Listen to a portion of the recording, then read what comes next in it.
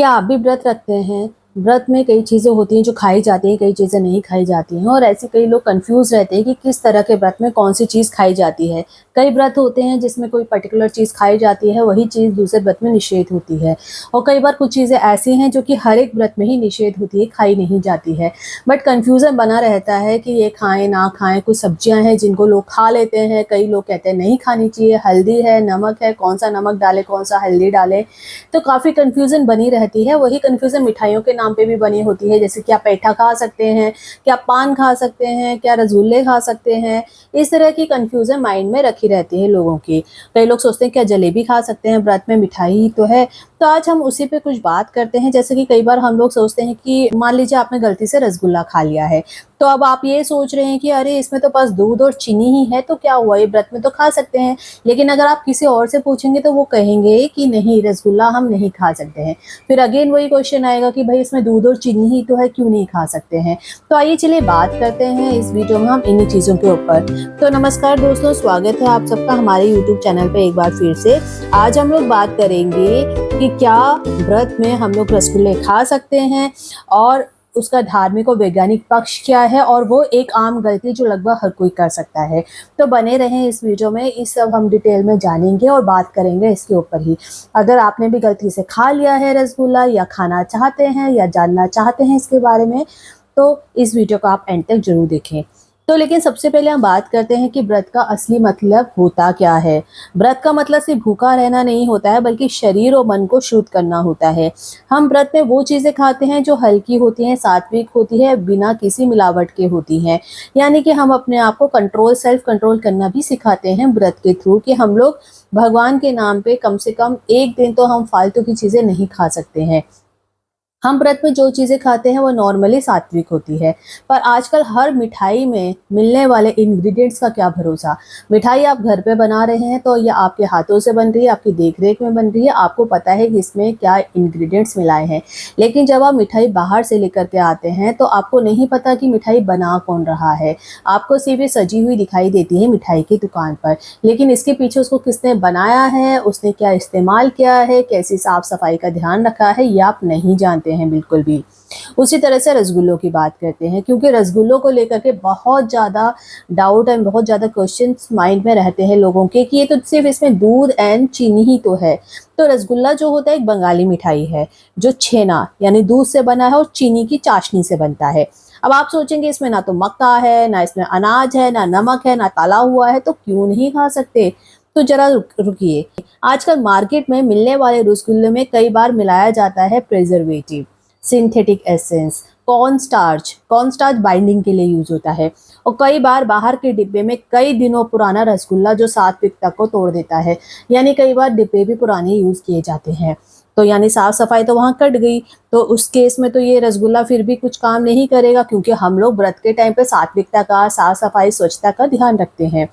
तो अगर आप वो एक गलती करते हैं जो बाकी लोग भी करते हैं, तो दिक्कत हो सकती है। क्या कि लोग सोचते हैं रसगुल्ला तो दूध और चीनी से बना है, तो चलेगा, हम इसको खा सकते हैं, और लोगों को भी वो कहते हैं कि खा लो, कोई प्रॉब्लम नहीं है।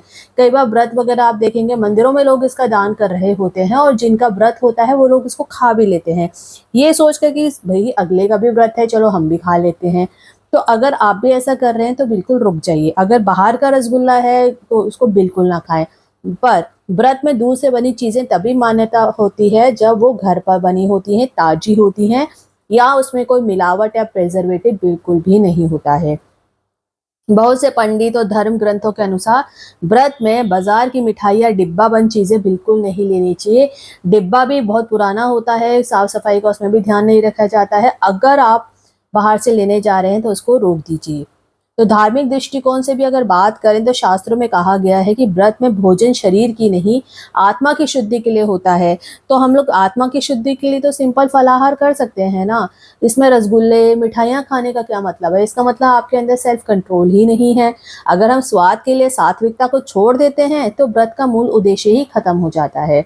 अब इसके लिए आपको क्या करना है, कि अगर आपको भी रसगुल्ला बहुत पसंद है तो आप कम से कम एक दिन के लिए तो उसको छोड़ सकते हैं ना। अगर नहीं छोड़ सकते, अगर आप डेली ही रसगुल्ला खा रहे हैं, या फिर किसी ने आपको व्रत वाले दिन ही रसगुल्ला ऑफर कर दिया है और आप कंट्रोल नहीं कर पा रहे हैं कि भाई आज नहीं खाऊंगा तो कल तो बचेगा नहीं मेरे लिए, तो क्या करें। तो आपको क्या करना है, आपको मार्केट का रसगुल्ला नहीं खाना है, आपको घर पर दूध से रसगुल्ला आप अपने आप बना सकते हैं। केवल वही सामग्री आप डालें जो व्रत में मान्य हो। प्रिजर्वेटिव बिल्कुल भी इस्तेमाल ना करें। ताजे रसगुल्ले व्रत में खा सकते हैं अगर वो पूरी तरह से सात्विक है, स्वच्छ है और आपकी देखरेख में बने हुए हैं और कोई भी बाहर का इंग्रेडिएंट उसमें नहीं है। तो अगर आपको मन कर रहा है खाने का और कोई आपको व्रत वाले दिन ही ऑफर कर रहा है, तो पहले तो उसको बोलें कि भैया आज मेरा व्रत है, मैं इसको नहीं खा सकता, इसको मेरे से इमीडिएटली दूर रख लें, मैं इसको नहीं यूज़ करूँगा। कोई आपको बार बार कंपेल करे कि भाई रसगुल्ला ही तो है, इसमें दूध चीनी ही तो है, तो उसको आप बोल दें कि रसगुल्ला तुमने तो नहीं बनाया है ना, ये बाहर से तुम खरीद के लाए हो, उसकी गारंटी तुम नहीं ले सकते हो। अगर ये घर पे बना है तो आप उसका इस्तेमाल अच्छे से कर सकते हैं। तो अगली बार व्रत में कुछ मीठा खाने का अगर मन करे तो आपको सोच समझ कर ही खाना है। रसगुल्ला आप ज़रूर खा सकते हैं लेकिन तभी खाएँ जब वो सात्विक हो, ताज़ा हो, घर का बना हो। आप मार्केट का रसगुल्ला बिल्कुल भी ना खाएँ, मार्केट का बना रसगुल्ला क्या, कोई भी मिठाई का सेवन आप बिल्कुल ना करें, क्योंकि आप अपने घर की साफ-सफाई, स्वच्छता का ज़िम्मेदारी ले सकते हैं, लेकिन बाहर किसने क्या, कब, कैसे बनाया है इसकी आप ज़िम्मेदारी नहीं ले सकते हैं। और एक ही दिन का अगर आप व्रत कर रहे हैं तो प्लीज़ उसको सात्विक ढंग से करिए ना, क्यों आपका दिमाग बाहर की तरफ खाने को दौड़ रहा है। फलाहार का सेवन करें, वैसे तो कुछ खाया नहीं जाता है, अगर आप खा रहे हैं तो एक बार आप खा सकते हैं अगर आपका व्रत अलाउ करता है। कई व्रतों में नमक खाया जाता है, कई व्रत में चीनी खाई जाती है, लेकिन मिठाइयों का सेवन आप ना ही करें तो अच्छा है। ये आपके लिए भी अच्छा है, मिठाइयाँ वैसे भी शरीर के लिए अच्छी नहीं होती हैं। तो एक दिन आपका वैसे ही बॉडी क्लीनिंग हो जाएगी अगर आप मिठाइयाँ नहीं खाएँगे तो। तो अगली बार व्रत में अगर आपको कुछ मीठा खाने का मन करे तो सोच समझ कर खाएँ, रसगुल्ला ज़रूर खाएँ लेकिन तभी जब वो सात्विक, ताज़ा और घर का बना हो, वरना स्वाद के चक्कर में पूरे व्रत की जो गुणवत्ता है, पुण्यता है, वो सब चली जाएगी। ये आपके हर चीज़ के लिए लागू करता है। अगर आपको ये जानकारी काम की लगी हो तो वीडियो को आप लाइक करना बिल्कुल भी ना भूलें। साथ ही नीचे कमेंट में बताएं आप व्रत में क्या खाते हैं और सबसे पसंदीदा क्या है? क्या आपके वहाँ पर भी रसगुल्ला खाया जाता है और ये मान्यता है इसको खाने की, या फिर आपने भी रसगुल्ला कभी ना कभी खाया है या फिर कभी खाया है और आपको बाद में एहसास हुआ है कि अरे मेरा तो व्रत टूट गया है। अगर आपके साथ भी कुछ ऐसा एक्सपीरियंस है तो हमारे साथ ज़रूर शेयर करो। साथ में हमें ये भी बताएं कि कौन-कौन सी मिठाइयाँ आपके यहाँ व्रत में खाई जाती है और किस व्रत में किस चीज़ का क्या नियम है, ये भी हमारे साथ कमेंट बॉक्स में आप ज़रूर शेयर करें। हर जगह का, हर क्षेत्र का, हर रिवाज अलग-अलग होता है, हर धर्म के व्रत अलग होते हैं। हिंदू धर्म की हम बात कर रहे हैं, वैसे ही रोज़ों में बिल्कुल ही अलग होता है। तो हर किसी की अपनी-अपनी श्रद्धा होती है और वहाँ का अपना-अपना विश्वास होता है। तो मिठाइयाँ जो भी आप खाते हैं वह हमें सब बता सकते हैं कि आप क्या खाते हैं। फलों में भी कुछ अगर रिस्ट्रिक्शन है, खान-पान में भी किसी तरह की कोई रिस्ट्रिक्शन है, तो वो भी हमारे साथ शेयर ज़रूर आप करें, क्योंकि इससे हमारे फॉलोअर्स को, हमारे लोगों को, हमारी ऑडियंस को काफ़ी फ़ायदा होगा, साथ में हमें भी फ़ायदा होगा। और हाँ, अगर ऐसी और ज्ञानवर्धक बातें जानना चाहते हैं आप अलग-अलग टॉपिक्स पर, तो प्लीज़ हमारे ओमिलेट चैनल को सब्सक्राइब ज़रूर करें, जहाँ पर हम देश दुनिया के अलग-अलग टॉपिक से रिलेटेड बातें लेकर आते रहते हैं। उम्मीद करते हैं वीडियो इन्फॉर्मेटिव लगी होगी। वीडियो को एंड तक देखने के लिए बहुत-बहुत धन्यवाद। Thanks for watching.